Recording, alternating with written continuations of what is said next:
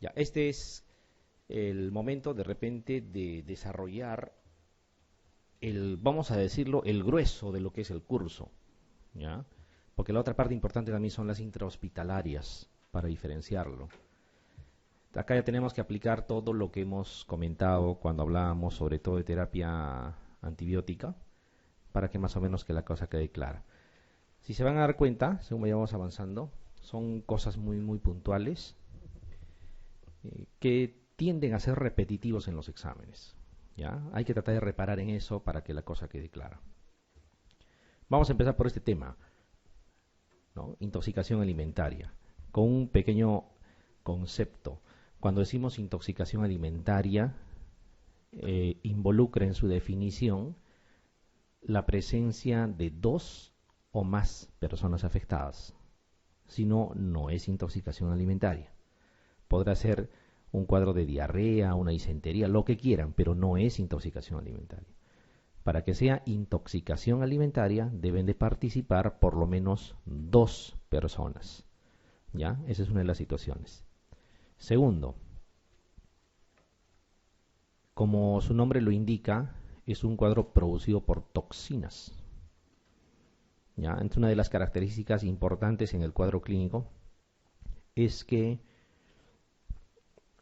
no va a existir el periodo de incubación.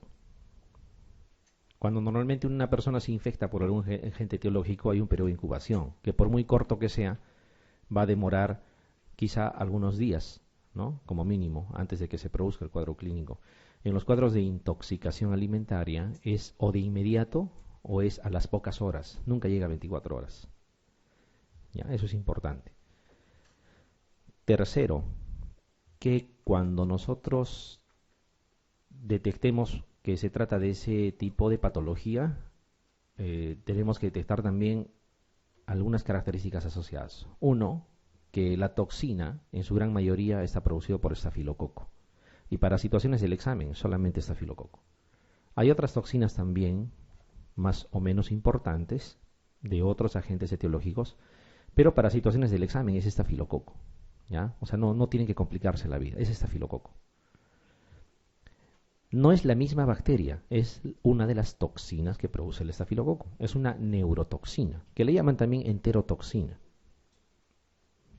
Decimos neurotoxina porque más produce manifestaciones a nivel del sistema nervioso central, o sea, náuseas, vómitos, vértigo, cefalea. Casi no produce diarrea. ¿Ya? Y se produce a las horas, y ese es el antecedente en la mayoría de los casos, a las horas, o casi inmediatamente a veces, de haber ingerido comidas las que estamos mostrando acá. Van a hablarles literalmente de mayonesas, de pasteles o de cremas. ¿Ya? Son las cosas que uno tiene que encontrar en las preguntas y decir esto es un cuadro de intoxicación alimentaria. ¿Ya? Mayonesas, cremas, pasteles, es lo que vamos a encontrar en el enunciado. Entonces normalmente nos va a comentar de personas que hayan ingerido este tipo de alimentos y a las pocas horas han empezado con vómitos, puede haber fiebre también por si acaso, ¿ya? Náuseas, quizá incluso diarreas, y que va a afectar por lo menos a dos personas. Todas las características las van a encontrar dentro de una misma pregunta. Entonces acordarse de que es el Staphylococcus aureus el principal agente causal, ¿ya? Va fundamentalmente en pasteles y en cremas, ¿ya? Sin embargo, hay otro también importante que está en el arroz frito, el Bacillus cereus, así como su nombre suena, Bacillus cereus, ¿ya? Fundamentalmente en el arroz frito, y como a veces acoplan las preguntas a nuestro medio, a veces las preguntas las acoplan a las características de nuestro medio, entonces probablemente les hablen de un chifa, por decir, ahí hay arroz frito, ¿ya? Muy bien.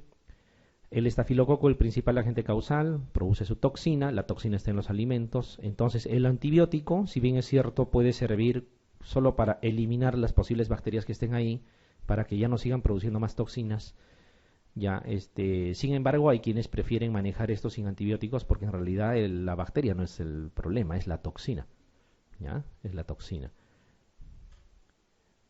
Muy bien, ahora vamos a ir retocando algunas cosas. Entonces, dentro de esa misma situación vamos a encontrar nosotros el síndrome del shock tóxico, para diferenciarlo del shock séptico.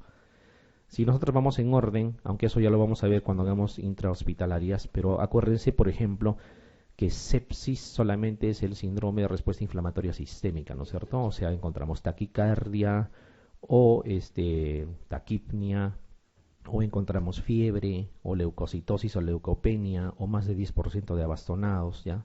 2 o más de esos es un síndrome de respuesta inflamatoria sistémica. Y si eso está ocasionado por un cuadro infeccioso bacteriano, es una sepsis, así de simple, ¿no? Sepsis severa cuando esa sepsis ocasiona hipotensión o hipoperfusión. Si al reponerle líquidos por endovenoso mejora, bueno, era una sepsis severa nada más. Pero si no mejora, es un shock séptico, ¿no? Y requiere uso de inotrópicos. Solo para recordar. Cuando hablamos de shock tóxico, es prácticamente lo mismo. Produce hipotensión, produce fiebre, malestar, todo lo que ustedes quieran, ¿ya? Pero es por toxinas, no es por la misma bacteria. A eso se llama shock tóxico. Y va a remitir de forma espontánea la mayoría de las veces cuando ya uno deja de tener contacto con el agente causal. Entonces miren, hay fiebre súbita, ya hay escalofríos, dolor abdominal es una de las situaciones que generalmente se acompaña, puede haber diarrea también, ¿ya? Puede aparecer hipotensión, shock, ¿no? Incluso exantema, saben que todo lo que tiene que ver con estafilococo puede presentar exantema, las infecciones de piel y tejidos blandos también puede estar incluido el exantema. Se relaciona con el uso, esto es interesantísimo, de tapones vaginales y taponamientos de epistaxis. Hay que acordarse de esto, por favor. Más de una vez se ha visto preguntas en que te dicen una persona que 24 horas antes había sido sometido a un taponamiento nasal por epistaxis masiva, acude con tal o cual cosa a la emergencia en 2 o 3 días, por ejemplo. Lo que sucede es que el estafilococo que coloniza fosas nasales puede también colonizar el tapón vaginal y el tapón de epistaxis y puede producir toxina. Y sin necesidad de haber ingerido nada, uno puede tener ese cuadro también.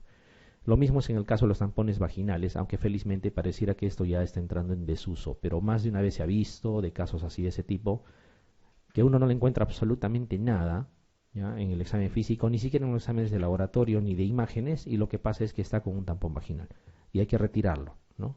Parte del tratamiento es retirarlo. Entonces no se olviden de que intoxicación alimentaria, fundamentalmente en este tipo de sustancias a que acompañan a los alimentos, y siempre más de un individuo afectado, ¿ya? ¿Por qué les hago que hagamos esa reparación? Porque eso es lo que les va a mencionar las preguntas. Esto nos resume más o menos lo que estamos comentando. Miren, puede haber palidez, ¿no? Cuando dice colapso significa la hipotensión, náuseas, vómitos, puede haber diarrea, dolor abdominal, calambres, todo lo que ustedes puedan imaginarse. Siempre estafilococo, el agente etiológico más común, ¿ya? Miren, los síntomas aparecen prontamente, ¿no? Tan pronto como 1 hora después hasta 7 horas después podría ser de la ingestión. Rápido, ¿ya? No es que hace 3 días, 4 días, como si pensaríamos cuando hay periodo de incubación. Acá no se necesita incubación porque la toxina ya está formada. Y así como aparece pronto, también se autolimita, ¿ya? Se autolimita máximo a las 24 horas, ¿ya? Se autolimita y muchas veces incluso a las 6 horas de haber empezado ya se autolimita por sí solo. Casi nunca es mortal, como dice. Acuérdense de los pasteles, ¿ya? Y sobre todo esas sustancias que hemos comentado. Puede haber fiebre acompañando todo el cuadro. O sea, el cuadro clínico no va a ser el problema. Ustedes tienen que reparar en que les habla de ingesta o de pasteles y de cremas, de afectación de más de 2 personas o 2 personas por lo menos, nunca una sola, ¿ya? Y acordarse del agente etiológico. Esta es una de las preguntas, por ejemplo, de las que habitualmente vienen en los exámenes, ha sido tomada tal cual. Y fíjense si se dan cuenta, dice una paciente de 42 años, consulta por presentar 3 horas después, tiempo corto, 3 horas después, ¿no? De la ingesta de un pastel, ahí está la sustancia que decíamos, ¿no? De crema, o sea, completo todavía. En un restaurante, un cuadro de vómitos y de posiciones diarreicas sin productos patológicos ni fiebre, se refiere, o sea, que no hay moco, no hay sangre, ¿no es cierto? Ni fiebre. Mientras que la paciente es visitada, o sea, es evaluada, me imagino en la emergencia. En este caso dicen su marido, que podría ser también otra persona acompañante, el hijo, no sé qué sé yo, pero que ha compartido el mismo riesgo, ¿no? Inicia un cuadro similar, está hablando de la afectación de 2 personas por lo menos. Entonces, ¿qué características están viendo aquí? Están viendo de que ha ingerido justamente esas sustancias, ha pasado muy poco tiempo, ha iniciado el cuadro clínico, que podría confundirse con otra cosa, y que ha afectado a 2 personas por lo menos. O sea, todas las características que hemos mencionado tienen que estar en la pregunta. Dice, ¿cuál es el microorganismo probablemente responsable del cuadro clínico? ¿Cuál es? Estafilococo. Asunto arreglado. ¿Ya? Asunto arreglado. Esta es una forma de preguntar, ¿ya? Como les digo, no se vayan, digamos, a marear, ni tampoco vayan a no tener en cuenta esta alternativa si les habla, por ejemplo, de taponamiento epistaxis. Podría ser, ya hay que acordarse. En ese caso, pues sí, no, ustedes no van a esperar de que haya 2 personas afectadas, ¿no? Será la persona que ha recibido la epistaxis nada más, o el taponamiento de la epistaxis. ¿Ya? Y ahí no sería una intoxicación alimentaria, pero sí tendrían que hablar de un shock tóxico, ¿no? De un shock tóxico, por estafilococo siempre. Este otro de aquí, 2 niños de 8 y 10 años, 2 personas, no una, ¿no? Sufren vómitos, febrículas y deposiciones líquidas, 6 a 7 horas, no, 6 a 7, perdón, o sea, 6 a 7 episodios de vómitos, de diarrea, ¿no es cierto?, en 12 horas de evolución. Como antecedente refieren haber comido pasteles en la celebración de un cumpleaños unas 6 horas antes. Demasiado claro, ¿no? Demasiado claro, contundente la cosa. Creo que no hay nada de aquí para dudar. Dice, ¿cuál es el agente responsable más probable? Son 2 preguntas de exámenes diferentes, de realidades diferentes. Uno es del MIR y otro es de nuestro medio, ¿ya? Que si se dan cuenta preguntan casi lo mismo, ¿ya? El enunciado puede variar, pero esos puntos en los cuales tenemos que reparar para no equivocarnos prácticamente es lo mismo. Otra vez nos está pidiendo el agente teológico y la respuesta ¿cuál sería? Estafilococo otra vez, ¿ya? Hay que acordarse, por favor, de esa situación, ¿ya? No es muy complicado lo que puede venir, pero pueden equivocarse. Y generalmente, ¿con qué cosas se confunden? Cuando les ponen salmonela. Dicen, esto es salmonela, ¿no? Y si les ponen mayonesa, como tenemos esa creencia de que en el huevo de gallina está la salmonela y siempre nos han dicho eso, decimos, esto es salmonela. Y no es salmonela, se está refiriendo a estafilococo, ¿ya? En la vida real, ustedes si quieren pueden sospechar de otras cosas más. Pero para situaciones del examen, solo es estafilococo, ¿ya? Solo es estafilococo. Fiebre tifoidea, otra de las situaciones que siempre preguntan, ¿ya? Pueden preguntar sobre el diagnóstico, preguntan sobre el tratamiento o a veces sobre la misma evolución. Hay que acordarse algunas cosas muy puntuales, ¿no? El agente etiológico de la fiebre tifoidea, la Salmonella tifi, es una bacteria gram negativa, ¿ya? Acuérdense de las características de los gram negativos, solamente para que recuerden esto de aquí, ¿no? Así como los gram positivos tenía el ácido teitoico, ¿no? Como exclusividad de este grupo, acuérdense que los gram negativos tenían un antígeno O, que era de envoltura, de superficie, por decirlo así, ¿no? Y una endotoxina, que ambas son exclusividad de los gram negativos. Cuando ustedes miran las aglutinaciones para fiebre tifoidea, que es lo que más nos gusta pedir siempre, ven antígeno O una de las posibilidades, ¿no es cierto? ¿O no? Tífico O le llaman, ¿ya? Cuidado, ¿qué significa? Que ese tífico O no es exclusividad de la fiebre tifoidea, ¿ya? Ese tífico O es propio para todos los gram negativos y hay reacciones cruzadas con todos los gram negativos. Una persona con pielonefritis, si le toman aglutinaciones para fiebre tifoidea, es muy probable que salga positivo, porque la E. coli también es un gram negativo y tiene antígeno O, ¿ya? Entonces, cuidado, el diagnóstico no es con aglutinaciones. Ese es el primer concepto que debe quedar bien claro. Otra cosa es que ustedes asocien toda la clínica, ¿ya? Toda la clínica, o sea, por ejemplo, relacionen que tiene la fiebre típica de la fiebre tifoidea, que tiene el antecedente de la ingesta de alimentos más o menos que pueden transmitir la fiebre tifoidea, que tenga, por ejemplo, en el cuadro clínico bradicardia a pesar de que tiene fiebre, ¿no? Que haya presentado una rociola tífica, que en el hemograma haya leucopenia con desviación izquierda. O sea, si juntan todo eso y le quieren agregar como una característica más la positividad de las aglutinaciones, bueno, está bien.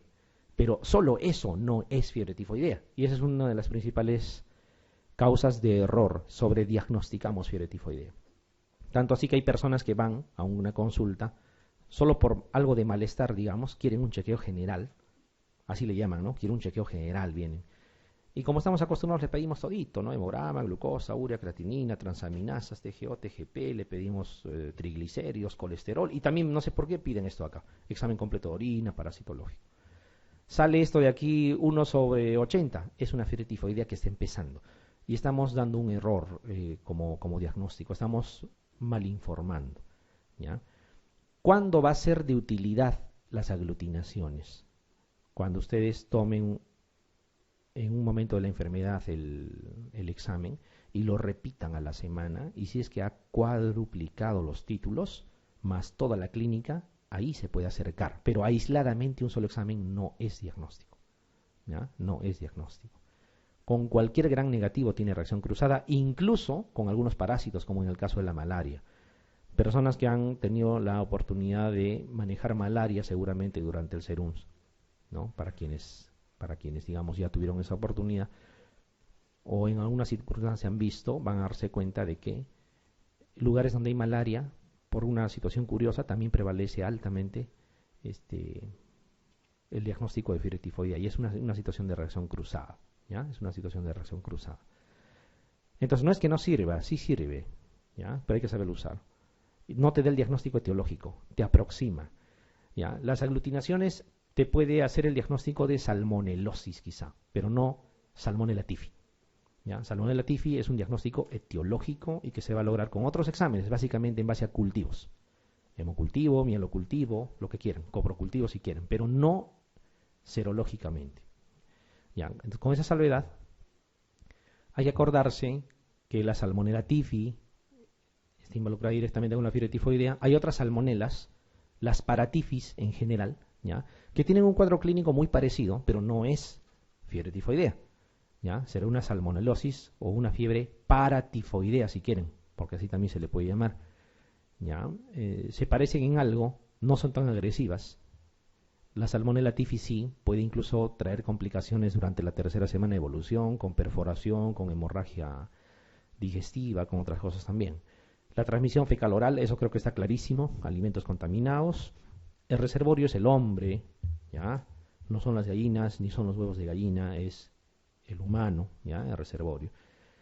Generalmente las personas que tienen asociadas cálculos en vesícula, ¿ya? Cálculos en vesícula.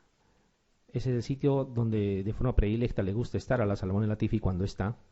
Esas personas aficionadas a automedicarse con antiácidos, con inhibidores H2, con inhibidores de bomba de protones, entonces bajan la acidez del estómago y hacen que cuando ingresa la salmonella typhi en algún alimento, simplemente ese factor de protección ya no está, ¿ya? Y es más fácil hacerse portador, ¿ya? De la salmonella typhi. Y lo excreta por heces. La transmisión es fecal oral. Y aquí aparece un nuevo error. Cuando se hace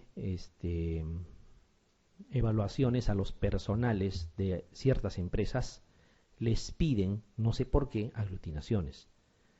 Y para ver si son o no portadores o pueden contagiar durante la manipulación de alimentos. ¿Creen que puede servir eso? No sirve absolutamente de nada. Si lo que quieren es ver si esa persona puede o es portadora de salmonella typhi y puede transmitir durante la manipulación con alimentos, ¿qué le deberían pedir? Si es portador, la persona va a eliminar por heces, tendrán que pedir coprocultivo. Y si crece salmonella typhi, asiste asintomático, bueno, pues es portador de salmonella typhi y requerirá tratamiento, pero no le pueden pedir aglutinaciones. Ya, ese pequeño detalle, ¿ya? Ese pequeño detalle. Hay portadores crónicos, como dice aquí, sanos porque no tienen ningún síntoma y son justamente lo que constituye el reservorio. Hay un periodo de incubación, ¿ya? En promedio siempre son 7 días para la mayoría de las enfermedades. Yo les sugiero eso cuando no tengan claro el tiempo de incubación y hay 7 días ahí entre las alternativas, juéguensela por esa si es que no la saben, ¿ya? En promedio para la gran mayoría de infecciones bacterianas al menos es 7 días, en promedio digo, puede ser menos o puede ser más dependiendo de cada patología, pero más o menos ese rango. El prodromos también dura una semana, ¿no? Donde no hay características así muy fidedignas para decir que esto es necesariamente fiebre tifoidea. Y según vamos viendo la evolución natural vamos a encontrar más cosas. Sin tratamiento, 4 fases la fiebre, ¿no? O sea, la fiebre tifoidea, pero hoy en día es difícil que veamos las 4 fases porque obviamente damos tratamiento, no dejamos que evolucione por cuenta propia. Vamos a ir viendo. Esto es importante, miren, luego de ingresar por tubo digestivo, facilitado por la hipocloridria. Por eso les digo, un factor de riesgo es automedicarse con antiácidos, con inhibidores H2, con inhibidores de bomba de protones.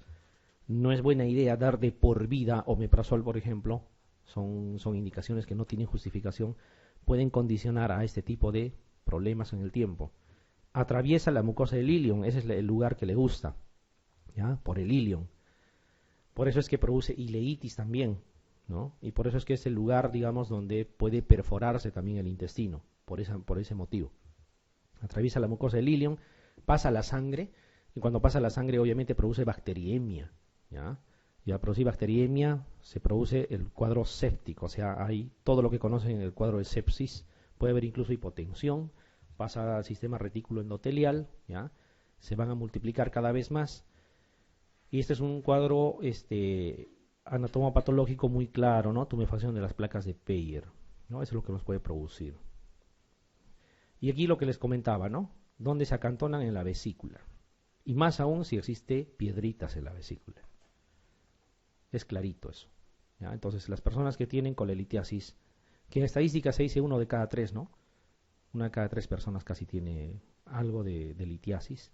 Entonces, son candidatos a ser portadores de Salmonella typhi, ¿no? Ahí están las 4 fases. Es fácil de acordarse porque la primera fase es, digamos, en subida, por ponerle un nombre, luego viene una meseta, luego otra vez desciende, ¿ya? Y al final hay una defervescencia, lo último, ¿no?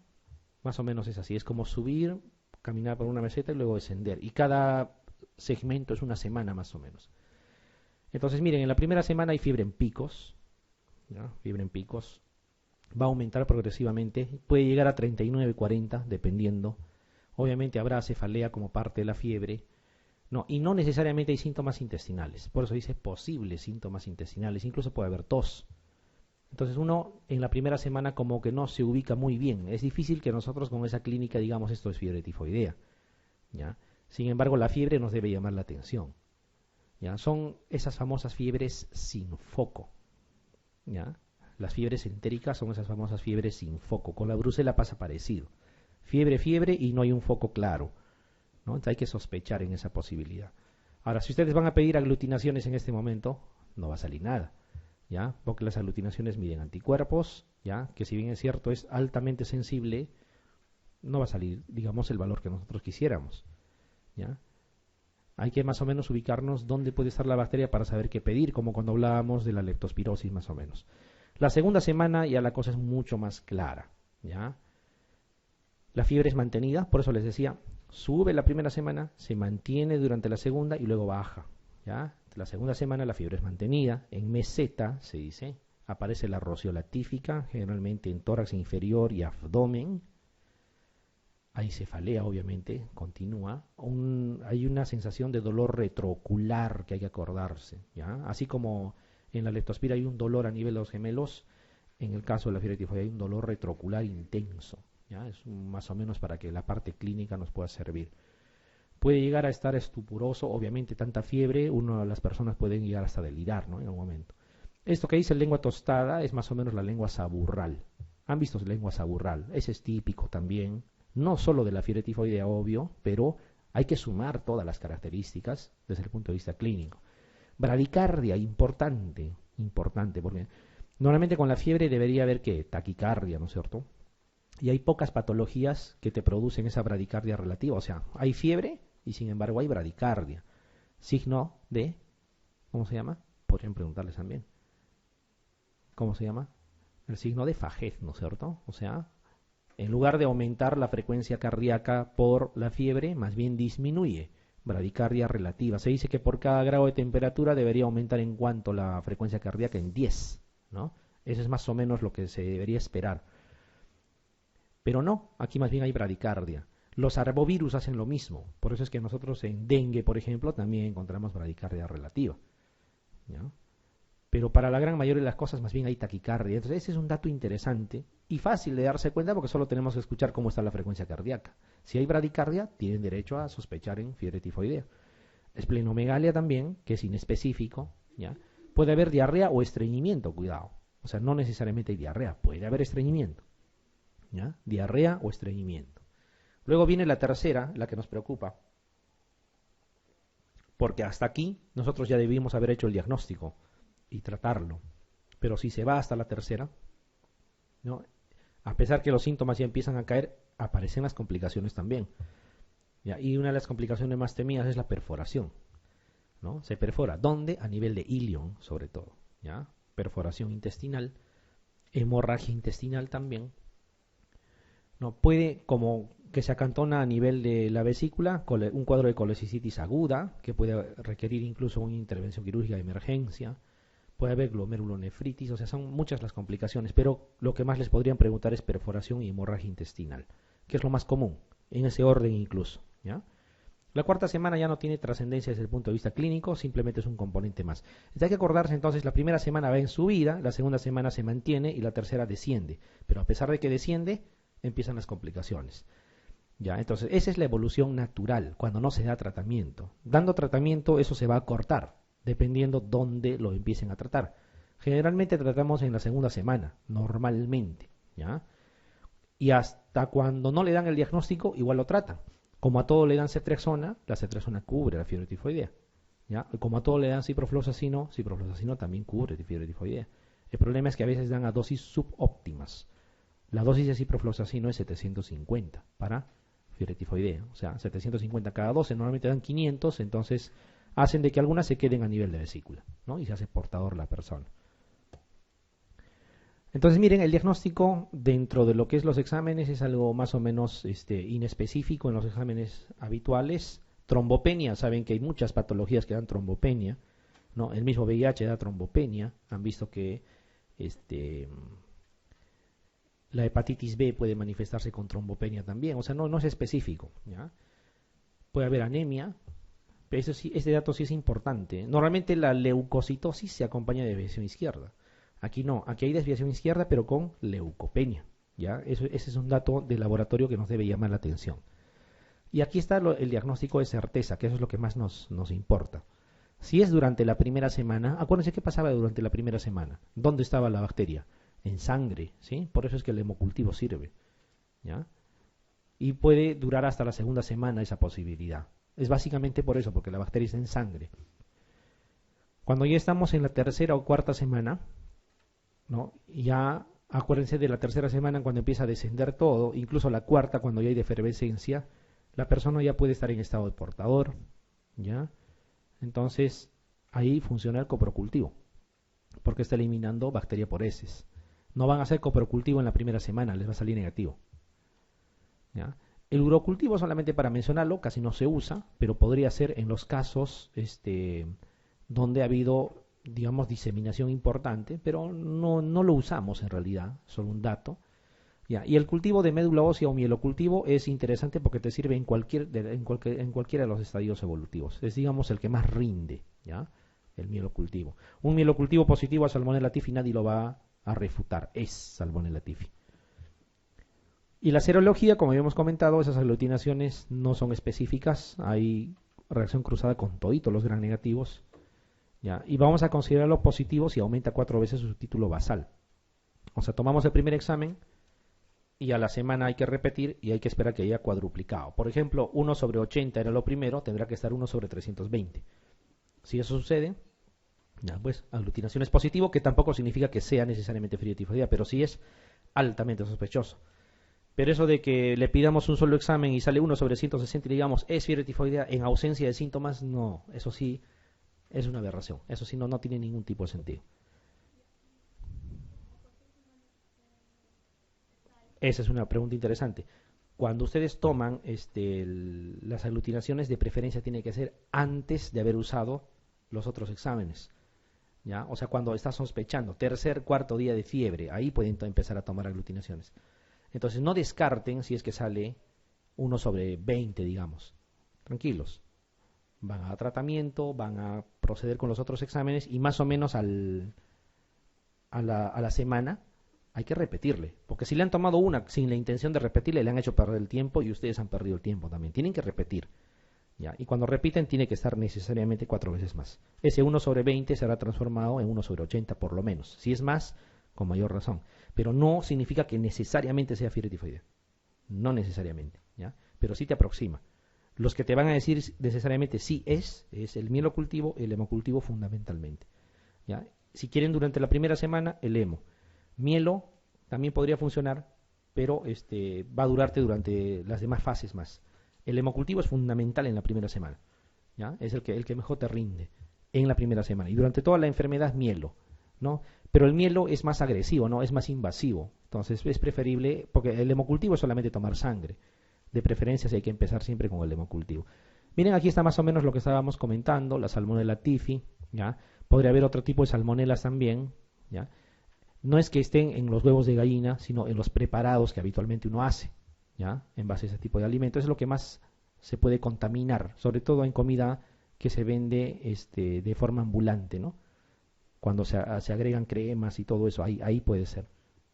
Agua contaminada con la bacteria, alimentos también que se puedan contaminar, bueno, fecal oral al final, la roceola tífica, no se olviden, ¿ya? La roceola tífica. ¿Dónde acantona? En vesícula, son cosas que hay que acordarse, ¿ya? En vesícula. Y eso te lleva a un estadio de portador crónico, tú vas a eliminar por heces la Salmonella typhi. Las personas que manipulan alimentos y quieren darles carné de sanidad, voy a ser más claro, y están totalmente asintomáticos, ¿le deberían pedir aglutinaciones?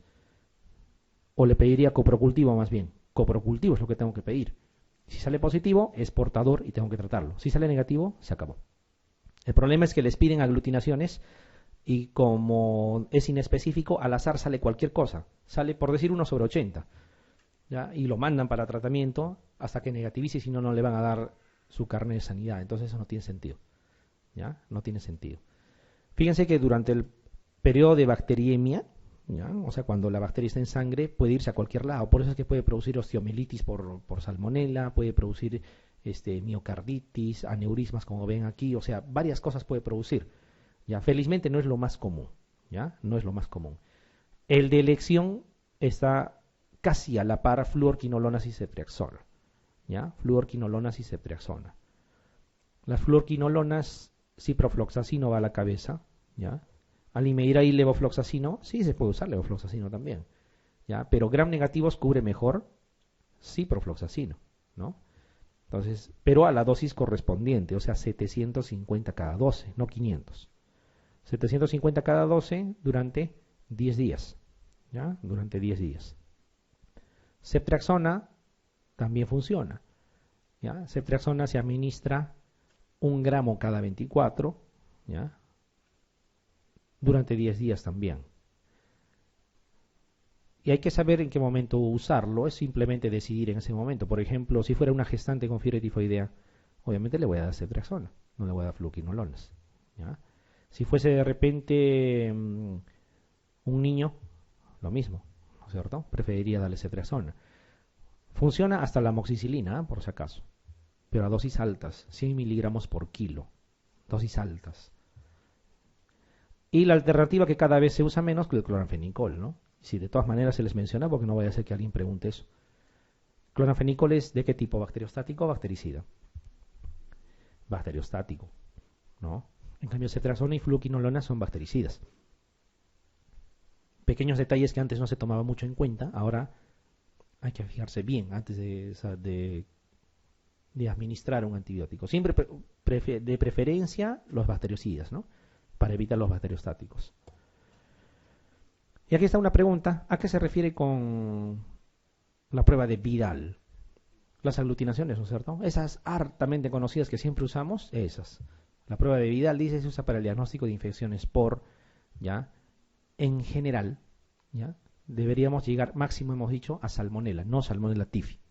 Etiología no te va a dar. Si cumple con todo lo que hemos dicho, o sea, ha cuadruplicado en el tiempo de una semana más o menos su titulación, o sea, entre una y otra muestra se ha hecho el cuádruple, nosotros diríamos, esto debe de ser Salmonella, pero ahí no más, no es Salmonella typhi necesariamente. Necesitamos recurrir a lo demás, a lo otro también. Y una forma de ser no muy invasivo, es una recomendación, no voy a decir personal, porque al final está escrito, es que sí, ustedes pueden tratar ante la clínica, cuando han utilizado siempre hay que ver también la forma más o menos de optimizar hasta lo que es el dinero del paciente, ¿no? Porque, o sea, no se trata de pedirle por pedir. Digamos, han pedido aglutinaciones al inicio, ya, y le han pedido aglutinaciones a la semana, ha cuadruplicado, ya, perfecto, debe de ser salmonela, ¿no es cierto? Le han dado el tratamiento incluso de entrada, pero cuando ya hayan calculado de que esté por la tercera semana, pídanle coprocultivo, solamente para hacer diagnóstico definitivo, ¿no? Coprocultivo. Si sale negativo, bueno, hay la posibilidad de que quizá no haya sido fiebre tifoidea, y la otra es de que el tratamiento definitivamente lo radicó también. Pero ahí sí es importante, ya le pueden dar de alta. El problema es de que si no hacen eso, quizá como portadores crónicos le dicen que ya está todo solucionado y esa persona va a seguir eliminando Salmonella typhi por heces. ¿Ya? Entonces, la reacción de Vidal te puede llegar hasta Salmonella, no más. ¿Ya? Salmonella typhi no. Y siempre cuando esté apareado, o sea, una semana de diferencia, 2 muestras. Y que la segunda haya cuadruplicado los títulos de la primera. Si eso no sucede, no sirvió de nada. Entonces no pueden tomar un solo examen en una persona totalmente asintomática, salió 1/160 y decirle es fiebre tifoidea. No, esa es una información errónea. ¿Ya? Hay que tener en cuenta eso. Hasta salmonela no más.